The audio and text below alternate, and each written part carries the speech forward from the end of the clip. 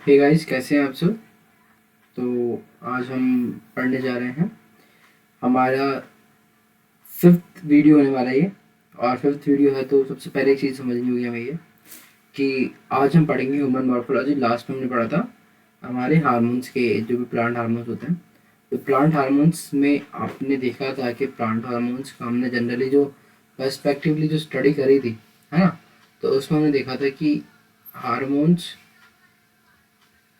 क्या होते हैं। हार्मोन्स जनरली आपके मेटाबॉलिज्म की रेट्स को थोड़ा आसान कर देते हैं, है ना। उससे डिफरेंट फंक्शन शो करते हैं, जिसमें से आपको याद हो तो मैंने बोला था कि तीन तो प्रमोटर्स होते हैं, है ना, ग्रोथ प्रमोटर्स। और दो होते हैं आपके एग्जिट, जो इनहिबिट करते हैं ना ग्रोथ को। वो भी आपको पता है। इनहिबिट के क्या नाम कहते हैं। एक तो आपको पता है एब्सिसिक एसिड, एक था थायरिन। क्वेश्चन से पूछता नहीं इतना ज़्यादा, बट हमने जनरली हमने पढ़ लिया। अब आता है ह्यूमन मॉर्फोलॉजी। सबसे ज़्यादा इम्पोर्टेंट है ये। एक सेकेंड, मैं जस्ट थोड़ा सा सर्च कर जी। सबसे ज़्यादा इम्पोर्टेंट है ये ह्यूमन मॉर्फोलॉजी। इम्पोर्टेंट क्यों है? क्योंकि यहाँ से क्वेश्चन बनेंगे। तो हम स्टार्ट करते हैं हमारी। चलिए पहले चलते हैं ह्यूमन मॉर्फोलॉजी को समझते हैं। ह्यूमन मॉर्फोलॉजी होती क्या है? ह्यूमन मॉर्फोलॉजी जब आप इस व्यक्ति की, जैसे मान लीजिए कि बॉडी है, इस बॉडी की स्टडी अगर आप कहाँ से कर रहे हो, केवल बाहर बाहर से स्टडी कर रहे हो, उसकी बॉडी को कोई भी पार्ट को आपने काटा नहीं, केवल जो बाहर बॉडी दिख रही है ना आपको नेकेड आई से, है ना, उसकी स्टडी आप कर रहे हो तो उसको बोलते हैं ह्यूमन मॉर्फोलॉजी। मॉर्फोलॉजी में जैसे आपको कोई सिम्टम्स दिख रहे हैं, जैसे कि उसकी हार्ट की हड्डी टूट गई, तो आप एक्सरे करा रहे हो, और एक्सरे करा के आपने मतलब मान लीजिए उसकी हड्डी जुड़वाई है, तो अगर मान लीजिए रॉड डली है उसकी, तो रॉड में उसकी एनाटॉमी खुल गई अंदर की।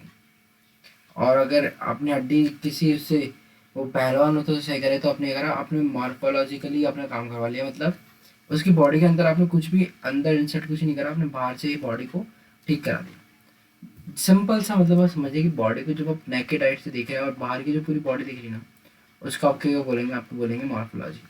और जब आप उसको कट ला के अंदर की स्टडी कर रहे हो, ऑर्गन्स की स्टडी कर रहे हो, उसको आप बोलोगे क्या? एनाटॉमी। तो सबसे बड़ा मेन डिफरेंस आता है यही। सबसे इम्पोर्टेंट बात जो हमने शुरुआत से मैं कह रहा हूँ आपको कि हमारे बॉडी में जो होती है, बॉडी में आपकी सेल, सेल से बनता है आपका टिश्यू, टिश्यू से बनता है आपका ऑर्गन, ऑर्गन से ऑर्गन सिस्टम, सिस्टम से आपकी पूरी बॉडी। तो उससे पहले आप थोड़ा सा हम देखते हैं कि एटम से बनता है मॉलिक्यूल, मॉलिक्यूल से बनता है सेल। ये दो स्टेप हम भूल जाते हैं, हमें ज़्यादा स्टेप बाद में नहीं करते। हम बात करते हैं सेल की, टिश्यू की, ऑर्गन की, ऑर्गन सिस्टम की, एंड देन ऑर्गेनिज्म की बात करते हैं। हमेशा स्पेसिफिकली हम इसकी ही बात करते हैं। और जब आप एनाटॉमी की बात करोगे तो एनाटॉमी में ऑर्गन सिस्टम को पढ़ोगे, उसकी ऑर्गन के स्पेसिफिक क्या काम चल रहा है उसके अंदर, इंटरनल स्ट्रक्चर पढ़ोगे, है ना, जिसमें आप सेल्स और टिश्यू की स्टडी भी करोगे। समझ गए? तो एनाटॉमी और मॉर्फोलॉजी में थोड़ा डिफरेंस यही है। इससे ज़्यादा कुछ आपको मॉर्फोलॉजी में देखने को नहीं मिलता है। अभी हम बात करते हैं ह्यूमन फिजियोलॉजी की। फिजियोलॉजी में हम देखते हैं कि किस तरह से आपके हार्मोन्स और जितनी भी चीज़ आपके अंदर एक्टिविटीज़ हो रही है ना। एक्टिविटी का मतलब समझ पा रहे हो मेरी बात? एक्टिविटी का मतलब है, एक्टिविटी का मतलब है मेरे मतलब है कि जितने भी फंक्शंस आपकी बॉडी में हो रहे हैं, फंक्शंस की अगर मैं बात करूँ तो उन फंक्शंस के पीछे क्या प्रोसेस हो रही है, तो उस प्रोसेस को आप क्या में समझते हो? उसका समझते हो फिजियोलॉजी में। फिजियोलॉजी की अगर मैं बात कर रहा हूँ तो फिजियोलॉजी में सबसे पहले पढ़ते हैं डाइजेस्टिव सिस्टम को। डाइजेस्टिव सिस्टम को पढ़ने के लिए सबसे इम्पोर्टेंट चीज़ यही है। तो यहाँ पर मैंने पूरा के पूरा एक स्ट्रक्चर आपको दिखा रखा है। तो इसको देखो क्या होता है, आप ऊपर से लेकर नीचे तक जाएंगे। डाइजेस्टिव सिस्टम को जब हम पढ़ रहे हैं, सबसे इम्पोर्टेंट चीज़ जो है ना इसमें, ये देखने को मिलेगी। इसमें आपको जो क्वेश्चन बनेंगे कैसे, वो बात हम करते हैं सबसे पहले। तो क्वेश्चन बनता है यहाँ पे तीन तरह के। कौन सा बॉडी ऑर्गन किस एंजाइम को रिलीज कर रहे हैं। सेकंड चीज, कौन सा बॉडी ऑर्गन क्या फंक्शन कर रहा है, कौन सा बॉडी फंक्शन, कौन सा बॉडी आपका बॉडी पार्ट कौन सा फंक्शन कर रहे हैं। एंड थर्ड जो होता है, एक स्पेसिफिकली एंजाइम का फंक्शन पूछता है, किस एंजाइम का फंक्शन क्या है। इन 3 क्वेश्चन से बनते हैं आपके सारे क्वेश्चंस। तो अभी हम सबसे पहले समझते हैं आपके डाइजेस्टिव सिस्टम को। उसके लिए यहाँ पर हमने एक स्ट्रक्चर बना रखी है, स्ट्रक्चर के साथ में हमने कुछ लिखा भी है, तो उसको भी हम समझेंगे। सबसे पहले आपका खाना जाता है कहाँ? माउथ में। गिरा माउथ, माउथ में आपको खाना गया, खाना जाते आपको जाएगा फेरिंग्स में, फेरिंग्स जाएगा ऑइसोफेगस में, ऑइसोफेरिंग्स में जाएगा। ऑइसोफेगस में क्या होता है? एक स्पेसिफिक टाइप का आपकी, अब मान लीजिए क्या होता है, जब आपकी आपकी इसमें ऑइसोफेगस में जाएगा ना खाना, तो खाने को नीचे भेजने के लिए एक स्पेशल फोर्स लगेगा, उस फोर्स का नाम आगे देखेंगे। एंड देन लीवर, फिर आपका खाना कहाँ जाएगा? स्टोमक में। स्टोमक में जाने के बाद आपका खाना जाएगा स्मॉल इंटेस्टाइन में, स्मॉल इंटेस्टाइन से होकर फिर आपका जाएगा लार्ज इंटेस्टाइन में। तो खाना पहले माउथ, माउथ से फेरिंग्स, फेरिंग्स से ऑइसोफेगस, ऑइसोफेगस से आपके स्टोमक, स्टोमक से आपके जाता है कहाँ पे? आपके स्मॉल इंटेस्टाइन, स्मॉल इंटेस्टाइन से आपका जाएगा लार्ज इंटेस्टाइन। ये इसका प्रोसेस है, तो यहाँ पर लिख भी रखा है। माउथ, माउथ से, just a second to,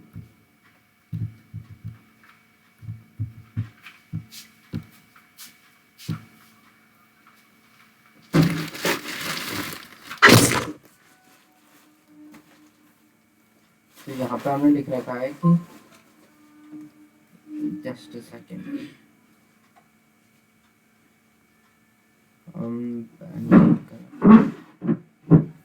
mouth में जा रहा है, माउथ से बकल कैविटी, बकल कैविटी में जा रहा है, फिर फेरिंग्स में जा रहा है ना, एपिग्लॉटिस,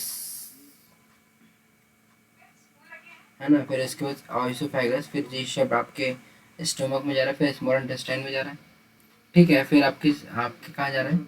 आपके लार्ज इंटेस्टाइन में जा रहा है। तो इस तरह से आपका डाइजेस्ट सिस्टम पूरा हो गया। डाइजेशन कंप्लीट 5 स्टेप में होता है। Injection, digestion, absorption, assimilation, defecation.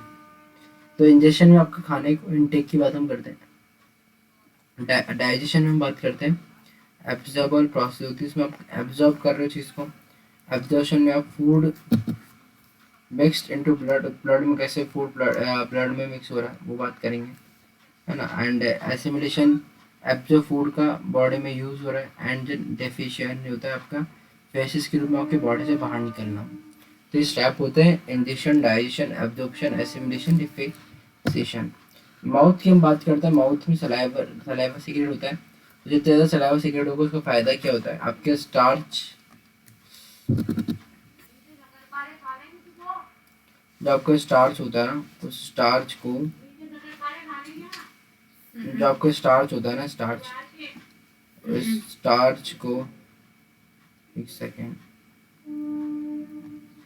तो स्टार्च को सिंपल शुगर में कन्वर्ट कर देता है, नहीं चल रहा, सिंपल शुगर में कन्वर्ट कर देता है स्टार्च। सबसे इम्पॉर्टेंट फंक्शन होता है सलाइवा, सलाइवा का, है ना। सलाइवा में अमाइलेज और लाइसोजाइम एंजाइम रिलीज होता है, ध्यान रखिएगा, पूछता है। और आप अमाइलेज की स्पेसिफिक फंक्शंस पे अब आगे जाकर देखोगे। तो अमाइलेज का काम ही हमेशा क्या है? स्टार्च को सिंपल शुगर में कन्वर्ट करना होता है। इसके अलावा लाइसोजाइम जो है एंटी बैक्टीरियल होता है, जो आपके अंदर खाने के अंदर बैक्टीरिया जा रहा है उसको मारने का काम करता है लाइसोजाइम, ठीक है। ये कितना निकलता है अपनी बॉडी में? 1.5 लीटर। अब इससे क्वेश्चन कहाँ से बनेगा? क्वेश्चन आप ध्यान रखिएगा, आपसे पूछेगा सलाइवा के अंदर, सलाइवा में कौन कौन सा आपके एंजाइम रिलीज होता है, याद रखना, अमाइलेज और ग्लाइसोजाइम। और इसमें अमाइलेज क्या करता है? अमाइलेज पूछता है स्टार्च से शुगर बनाने के लिए कौन सा एंजाइम काम आता है? अमाइलेज, ठीक है। अब मैंने आपको एक बात बोली थी, जो मैंने बोला था आपको बाद में बताऊंगा, वो क्या था? वो था कि जब आपके माउथ से ऑइसोफेगस में जा रहा है खाना, तो ऑइसोफेगस से जब नीचे जा रहा है खाना, तो उसमें क्या हो रहा है? एक तरह का कॉन्ट्रैक्शन और एक्सपेंशन हो रहा है, मतलब एक फोर्स लग रहा है जो कि खाने को मूवमेंट कर रहा है नीचे की तरफ, वो है आपका पेरिस्टाल्टिक फोर्स, ठीक है। पेरिस्टाल्टिक मूवमेंट इसको हम बोलते हैं ना, ये मूवमेंट पेरिस्टाल्टिक मूवमेंट कहलाता है। कॉन्ट्रैक्शन और एक्सपेंशन, आप कभी देखते हो कि आपका गर्दन, वोकल कॉर्ड भी आगे और पीछे होता है एकदम से, है ना, कुछ आप खटकते हो अंदर, तो क्या कर रहा है? फॉरवर्ड को कर रहा है, आपके खाने के मूवमेंट को, खाने को क्या कर रहा है? फॉरवर्ड पुश कर रहा है। अब आता है स्टोमक। स्टोमक में क्या होता है? देखो एचसीएल प्रोड्यूस होता है ना सर, तो अब एचसीएल प्रोड्यूस होगा तो क्या होगा? वहाँ पे मेन प्रॉब्लम आती क्या है कि खाने को डाइजेस्ट करने के लिए एचसीएल रिलीज होगा। एचसीएल रिलीज होगा तो क्या होगा? आपका स्टोमक जो है उसकी जो लेयर है वो देखो एसिड हाई मतलब हाईली एसिडिक है, तो आपकी लेयर जो स्टोमक की लेयर वो डिजॉल्व हो सकती है, खराब हो सकती है। तो उसके लिए एक क्वेश्चन पूछता है, सारे कॉम्पिटेटिव एग्जाम में क्वेश्चन पूछते हैं कि कौन सी लेयर प्रेजेंट होती है। तो म्यूकोजा, मैंने डायग्राम भी यहाँ लगा रखा है जानबूझ के क्योंकि यहाँ से पता चल रहा है आपको।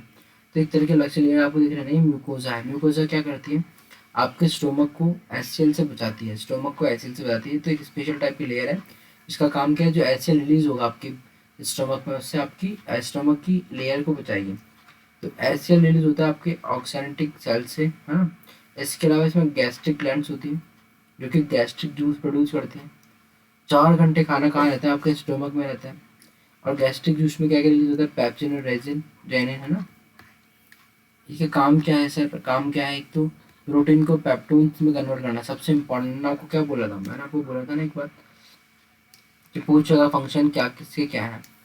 पेप्सिन क्या करता है, पेप्सिन प्रोटीन को पेप्टोन्स में कन्वर्ट करता है। और रेनिन जो है इसका कैसिनोजन को कैसीन में कन्वर्ट करता है। इंपॉर्टेंट है, बहुत ज़्यादा इंपॉर्टेंट है। प्रोटीन से पेप्टोन्स और रेनिन का कैसिनोजन से कैसीन। ठीक है, कहाँ रिलीज हो रही, आपके स्टमक में गैस्ट्रिक ग्लैंड रिलीज कर रही है। एसिडिक पीएच होता है, ये बात ध्यान रखें। क्यों हुआ एसिडिक पीएच, क्योंकि HCl है। ठीक है, इसके अलावा आता है आप खाना जा रहा है आपके स्मॉल इंटेस्टाइन में। स्मॉल इंटेस्टाइन में आपके क्या हो रहा है, एंजाइम बाइल, यहाँ पर कौन कौन से एंजाइम स्मॉल इंटेस्टाइन में, बाइल, पैनक्रेटिक और इंटेस्टाइनल जूस आता है इसमें ना एंजाइम्स में।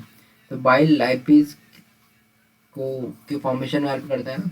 एंड देन लाइपेज क्या करता है, फिर लाइपेज करता है फैट, फैट को, मेरी बात सुनिएगा, फैट को कायम कन्वर्ट कर रहा है फैटी एसिड और ग्लिसरॉल में। पॉलीसैकेराइड को कायम कर रहा है अमाइलेज कर रहा है शुगर में। बस ये काम करना है हमेशा। शुगर में कन्वर्ट कौन करेगा, अमाइलेज। प्रोटीन को अमीनो एसिड में कौन कन्वर्ट कर रहा है, ट्रिप्सिन। ये सब रिलीज कहाँ हो रहा है, पैनकेरेटिक जूस के थ्रू। ठीक है, तो मैंने यहाँ डायग्राम बनाया। डायग्राम क्यों बनाया, लीव ग्लैंड्स का कुछ स्पेसिफिक फंक्शन यहाँ दिखाने का हम कार्य कोशिश करें। लीवर, लीवर आपको दिख रहा है स्ट्रक्चर, ये लीवर का कलर होता है थोड़ा रेडिश ब्राउन कलर का लीवर होता है, पूछ लेता है कलर कभी कभार। लीवर का काम क्या है, लीवर का काम आपको एक तरफ डाइजेशन बहुत ज़्यादा मेन रोल निभाता है। एंड देन आपको ये दिख रही है कॉल ब्लैडर, आपको दिख रही है स्मॉल इंटेस्टाइन, ये स्मॉल इंटेस्टाइन की ओपनिंग है। और देन यहाँ से स्मॉल इंटेस्टाइन पूरी बनती है। यहाँ प्रेजेंट है पैनक्रियाज, पैनक्रियाज कौन सा जूस रिलीज कर रही है, ट्रिप्सिन, अमाइलेज, लाइपेज। ठीक है, एंड देन आपके जाएगा आपके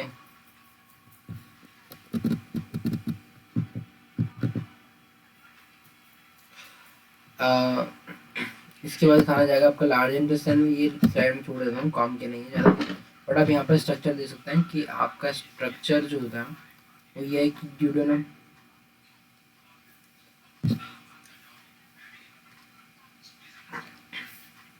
ड्यूडेनम ये आपका स्मॉल इंटेस्टाइन का पार्ट है, ड्यूडेनम, जेजेनम और आपका ड्यूडेनम, जेजेनम। अब इसमें जो मेन बात तो है, जेजेनम ड्यूडेनम वाले पार्ट में ज़्यादातर आपका जो डाइजेशन होता है ना वो कंप्लीट होता है।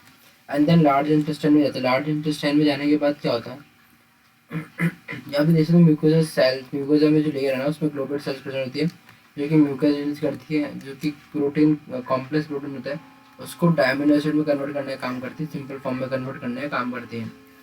ठीक है, एंड देन ये जेजेनम में जाता है, जेएनएम से सबसे ज़्यादा डाइजेशन होता है। ठीक है, ग्लूकोज फ्रक्टोज का, ये देखो लार्ज इंटेस्टाइन। लार्ज इंटेस्टाइन में अनडाइजेस्टेड जो होता है ना वो अनडाइजेस्टेड जो मिनरल्स वगैरह होते हैं का फिर यहाँ पर डाइजेशन हो जाता है। लार्ज इंटेस्टाइन सबसे फाइनल होता है डाइजेशन का। एंड देन इसके बाद ब्लड के अंदर चले जाता है। ब्लड में चलने के लिए ऑस्मोटिक ग्रेडियंट, ऑस्मोटिक ग्रेडियंट और आपका सिंपल डिफ्यूजन के थ्रू चला जाता है ना, कहाँ में ब्लड में जा रहा है। बाकी रिमेनिंग का जाता है फेशियल की फॉर्म में आपकी बॉडी से बाहर निकल जाता है। डाइजेशन को अगर समझना है तो डाइजेशन के लिए मैं अगर आपको एक बात बोलूँ तो डाइजेशन देखो कॉम्प्लेक्स बहुत ज़्यादा हो गया था, मैंने जानबूझ के इसको बहुत सिंपल है और ज़्यादा खास नहीं समझाया क्योंकि मैं आपको यहाँ पर अब एक चीज़ बताऊँगा वो इम्पोर्टेंट होती है ना यहाँ। तो इम्पॉर्टेंट पॉइंट अब हम पढ़ेंगे। इम्पॉर्टेंट पॉइंट पहला क्या है, पहला आपको पढ़ना है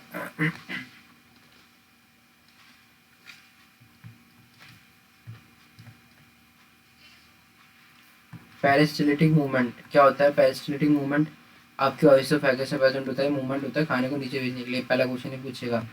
दूसरी बात यहाँ से पूछेगा सलाइवरी ग्लैंड के थ्रू जो सलाइवा रिलीज होता है उसमें कौन कौन से एंजाइम होते प्रेजेंट होते हैं। एंजाइम के नाम पूछेगा तो पहला कौन सा बताओगे आप, अमाइलेज। दूसरा लाइजो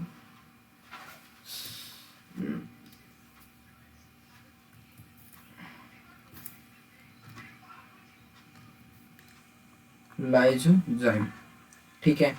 इसके बाद आपका हमने देखा कि ये कहाँ जा रहा था, आपके स्टोमक में। स्टोमक से क्वेश्चन बनता है कि एचसीएल से प्रोटेक्ट करने वाली लेयर का नाम क्या है। प्रोटेक्टिंग लेयर, एचसीएल से प्रोटेक्ट करने वाली लेयर का नाम क्या है, तो आप क्या बोलोगे, म्यूकस। ठीक है। म्यूकोजा, म्यूकोज इसकी स्पेलिंग लिख लीजिएगा एक बार, स्पेलिंग गलत नहीं जाए। म्यूकोजा है ना, ये म्यूकोजा।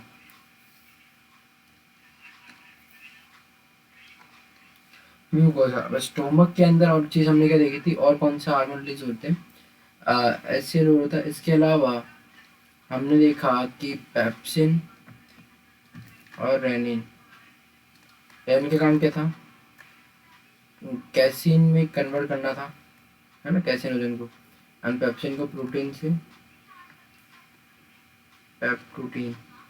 ठीक है। इसके अलावा हमने क्या पढ़ा, इसके अलावा हमने पढ़ा कि जब स्मॉल इंटेस्टाइन में आ जाते हैं तो स्मॉल इंटेस्टाइन में भी आपके पैनकेराटिक जूस वगैरह का रूल आता है। तो पैनकेराटिक जूस में 3 हार्मोन्स का काम आता है। कौन कौन रहते हैं, लाइपेज। लाइपेज का काम क्या था, लाइपेज का काम क्या था, फैटी एसिड, फैट को फैटी एसिड में कन्वर्ट करने का काम।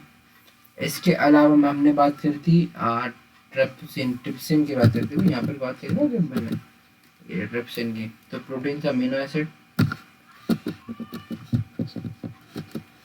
एंड अमाइलेज वो शुगर से कन्वर्ट कर रहा था। इसके अलावा ये वाला पेज थोड़ा काम कम लगता है मुझे, बट इसके अलावा तो ये सारा आपका क्रिप्स जो इम्पोर्टेंट होता है वो मैंने आपको बताया। अब हम आगे चलते हैं डाइजेस्टिव डिजीज। डाइजेस्टिव डिजीज होते हैं ना वो 3 तरीके से होती है। एक तो बैक्टीरियल इन्फेक्शन होता है, एक वायरल इन्फेक्शन होता है, एक वर्म एस्क्राइमिथिस के मेंबर्स के दौरान इन्फेक्शन हो जाता है।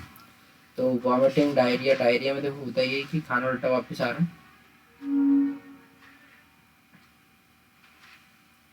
उल्टी दस्त वगैरह होता है इसमें, सिंपल सी बात है। इसमें जिसमें आपके फूड एलर्जी हो जाती है और खाना आपके एनस से discharge of fluid from the anus. ठीक है। Constipation, jaundice. जॉन्डिस में पूछता है सबसे इम्पोर्टेंट चीज़ जो है ना, जॉन्डिस। इसका क्वेश्चन कैसे बनता है, जॉन्डिस से किस चीज़ को इन्फेक्ट करता है, तो लीवर इन्फेक्ट होता है इसमें, लीवर इन्फेक्ट होता है जॉन्डिस में, ध्यान रखिएगा। अब हम बात करेंगे एक्सक्रीटरी सिस्टम की। एक्सक्रीटरी सिस्टम की हम बात करते हैं तो उसमें एक्सक्रीटरी ऑर्गन्स, तो डिफरेंट टाइप से एक्सक्रीशन होता है डिफरेंट ऑर्गेनिज्म से। लाइक हम और एनिमल्स में, हम मैमल्स में, अब मैमल्स की बात करूँ तो किडनी के थ्रू हमारा यहाँ पर एक्सक्रीशन होता है। किडनी का यूज़ कैसे सर, किडनी में प्रेजेंट होते हैं नेफ्रॉन। आपकी किडनी है, मान लीजिए किडनी में क्या प्रेजेंट है, नेफ्रॉन। नेफ्रॉन से क्या जाएगा, नेफ्रॉन से आपका जो वाटर था और बाकी मिनरल से यहाँ पर एब्जॉर्ब होंगे, एब्जॉर्ब होंगे, जो आपका waste material in the form of urine का निकला के बाहर निकल जाएगा बॉडी से। कुछ कुछ जगह पे कुछ कुछ एनिमल्स, कुछ कुछ आपके एनिमल किंगडम के मेंबर्स में क्या होता है, स्किन के थ्रू एक्सक्रीशन होता है, एंड किसी किसी में लीवर के थ्रू होता है। ब्लड जाएगा, यूरिया में ब्लड क्लियर होता है, यूरिया के फॉर्म, ब्लड लीवर, लीवर के अंदर ब्लड जो होता है ना उसका एब्जॉर्प्शन होता है, उसके जो मिनरल्स उसको एब्जॉर्ब करेंगे और बाकी जो वेस्ट है उसको यूरिया के फॉर्म में निकाल देंगे। लंग्स का भी यूज़ कहीं हो रहा है, जैसे कि गैसियस एक्सचेंज हो रहा है, जिसमें हम क्या कर रहे हैं, एक्सक्रीटरी सिस्टम में इवन हम हमारी मतलब यूरिन, आपकी यूरिया इन द फॉर्म की बात नहीं कर रहे हैं हम, इसके अलावा ऑक्सीजन, सॉरी आपकी गैशियस फॉर्म की बात भी कर रहे हैं कि गैशियस जो वेस्ट जो उसको वो कैसे निकाल रहे हैं।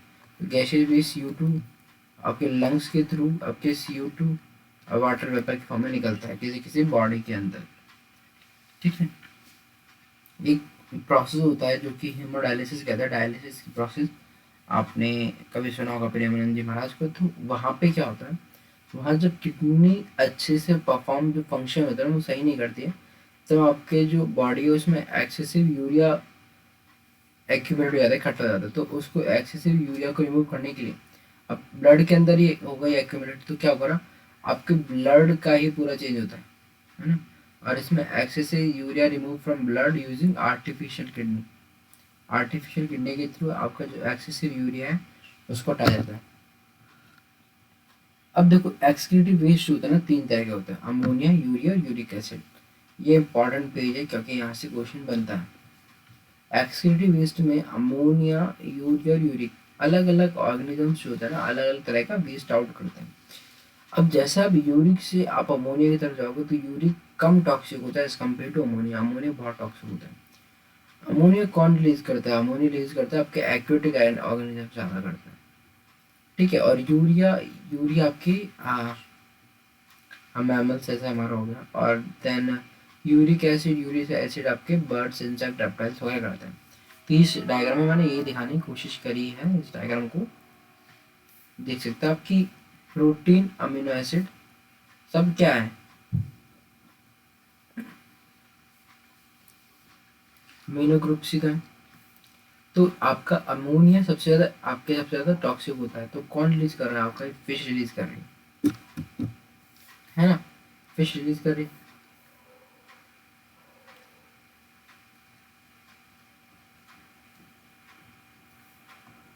फिश रिलीज कर रही है। एक्वेटिक एनिमल्स में ज़्यादा रिलीज होता है अमोनिया, ठीक है। इसके अलावा mammals, most amphibian, shark, some bony fish, वो क्या करते हैं? यूरिया। और then birds, insect, reptiles, land snails वगैरह ये यूरिक एसिड रिड्यूस करते हैं, या मतलब एक्सक्रीटिव फॉर्म में वेस्ट होता है इनका ना।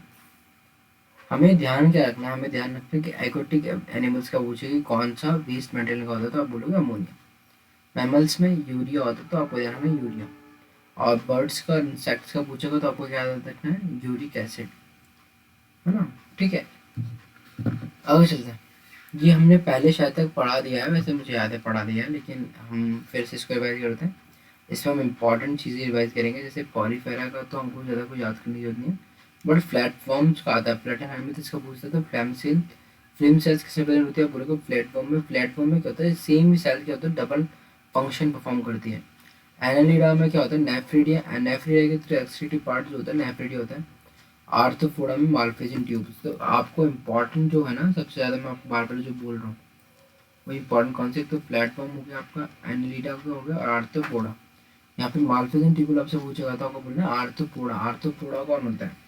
आर्थ्रोपोडा से में आपकी चिटिनस लेयर ऊपर प्रेजेंट होती है बॉडी पे, आपके रामजी का टिड्डा, है ना। एंड एनालिडा में आपके नेफ्रिडिया प्रेजेंट होता है। एंड फ्लेमसेल कैसे प्रेजेंट होती है? प्लेटफॉर्म्स में। अब ये आपको स्ट्रक्चर बताने की कोशिश करिए, किडनी किस तरह से आपकी ह्यूमन बॉडी का एक्सक्रीटरी सिस्टम को बताने की कोशिश करिए। तो सबसे ज़्यादा इंपॉर्टेंट जो चीज़ है ना वो आपकी किडनी रोल करती है। किडनी क्या करेगी? किडनी का काम क्या है? जो वेस्ट आपकी बॉडी ने निकाला है उस वेस्ट को फिर भी यहाँ पर भी एब्जॉर्ब करेगी। एंड एब्जॉर्ब करने के बाद फिर जो वेस्ट है वो यूरेटर के थ्रू, यूरेटर याद रखिए, यूरेटर के थ्रू आपकी यूरेथ्रा में से बाहर आउट कर देगी।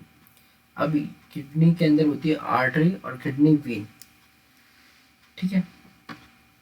यूरेटर ऑक्सीनेटेड और डीऑक्सीनेटेड ब्लड से मिल जाता है, ठीक है। वो वाली बात समझ लीजिए। तो आपकी जो कि क्या है, ये आ रहा है आपका इम्प्योर, इम्प्योर, और ये प्योरिटी की संग रिलीज हो रहा है।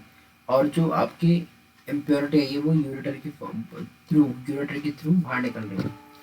यहाँ पर आपको स्ट्रक्चर दिखाने की कोशिश करी गई है जिसमें आपको बताया जा रहा है कि किस तरह से, बहुत अच्छा यहाँ पर स्ट्रक्चर जो है ना वो बहुत अच्छा स्ट्रक्चर है। देखिए ये आपको ये किडनी है, किडनी है।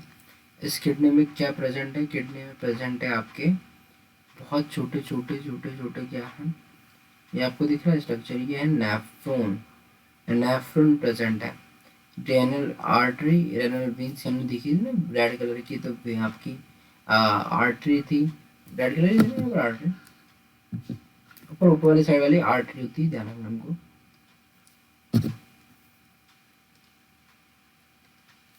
ऊपर वाली आर्टरी है और नीचे वाली वेन है आपकी।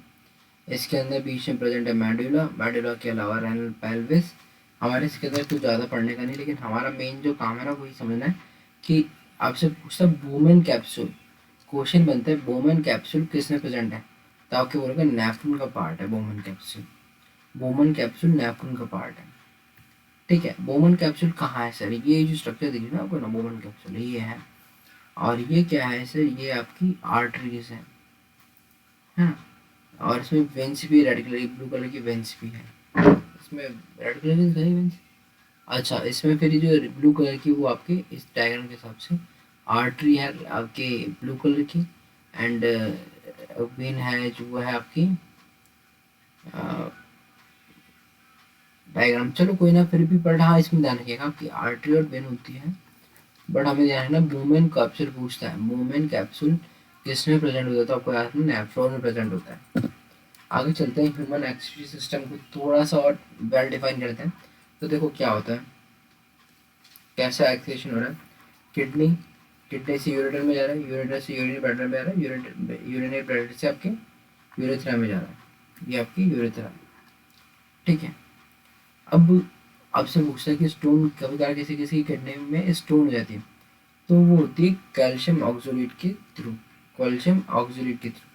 एक क्वेश्चन होता है कि यूरिन का पीएच क्या होता है, यूरिन जो कर रहा है ना यूरिन, उसका पीएच क्या होता है, तो वो होता है थोड़ा सा स्लाइटली आपका पीएच, तो उसका न्यूट्रल से एक कम होता है ना, न्यूट्रल होता है 7, न्यूट्रल होता है आपका 7, और उसका पीएच आपका होता है, न्यूट्रल होता है आपका 7, और 7 से 7 - 1, पीएच इसका कितना है, यूरिन का 6 है। यहाँ पर आप देख सकते हैं right renal artery, right kidney, आपकी वेन वगैरह सब इसमें है। एंड देन ये सब काम आपको दिख गया, एंड देन ये चीज़ हमारी। ठीक है, हैनली लूप भी पूछता है, तो वुमेन कैप्सूल, हैनली लूप्स, ये दो इम्पॉर्टेंट, अफेरेंट एफेरेंट, ये चीज़ें आपको वैसे तो एफरेंट अफरेंट काम का नहीं होता, लेकिन फिर भी आपको ये पता होना चाहिए हैंडी लूप्स कहाँ प्रेजेंट है। तो हैंडी लूप्स क्या है, यही लूप है आपका, इधर फॉर्मेशन हो रही है हैंडी लूप्स है। ठीक है, handy loops and blood plasma purification करती है, यूरिन का पीएच 6 होता है, लाइट येलो कलर होता है, यूरोक्रोम्स के थ्रू उसका कलर होता है।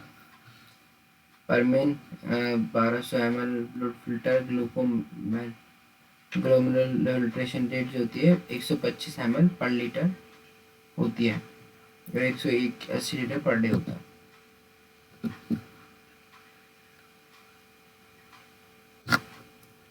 हाँ, 180 लीटर पर डे, कुछ तो कराते हैं यहाँ पे, चलो कोई बात नहीं। यूरेमिया डिसऑर्डर है, urea concentration in blood increase हो जाती है, किडनी फेलियर। यूरेमिया हमने अभी बात करी थी हीमोडायलिसिस ना, डायलिसिस की हम बात करी थी, डायलिसिस में हो क्या रहा था, डायलिसिस में हम क्या कर रहे थे, हमारी एक्सेस जो यूरिन, एक्सेस जो यूरिया है ना हमारी बॉडी में, उसको रिमूव करने का काम कर रहे थे, तो वो कौन सी, उस कंडीशन को क्या कहते हैं, यूरेमिया। जब आपकी urea concentration increase in the body, blood में इंक्रीज हो जाएगी, उसको बोलते हैं यूरेमिया डिसऑर्डर है। रेस्पिरेटरी सिस्टम की बात करेंगे हम, रेस्पिरेटरी ऑर्गन्स डिफरेंट आपके किंगडम के, डिफरेंट आपके फाइलम के डिफरेंट है, जैसे कि स्पॉन्जिल्स पॉलीफेरा के मेंबर थे, स्पॉन्जिल सिलेंडरेट्स प्लेटफॉर्म एक्सेट्रा। तो इनमें क्या है, इनमें गैशियस डिफ्यूजन होता है ना, बाय एंटायर बॉडी सरफेस, तो बॉडी की जो सरफेस होती है ना उसके थ्रू डिफ्यूजन होता है, गैसेस का आना और जाना हो चलता है। अर्थ फॉर्म्स में क्यूटिकल्स के थ्रू होता है, इंसेक्ट ट्यूब नेटवर्क। एक्यूटिक में आप ध्यान रखिएगा, आर्थ्रोपोडा मोलस्का में गिल्स के थ्रू, टेरेस्ट्रियल में लंग्स, एम्फीबियन में स्किन्स के थ्रू। तो रेस्पिरेटरी को हम नेक्स्ट वीडियो में करेंगे क्योंकि बहुत ज़्यादा लंबा जाएगा, तो मिलते हैं नई वीडियो में। अभी आज के लिए इतना ही करते हैं। जय हिंद जय भारत, सब्सक्राइब करना ना भूलें।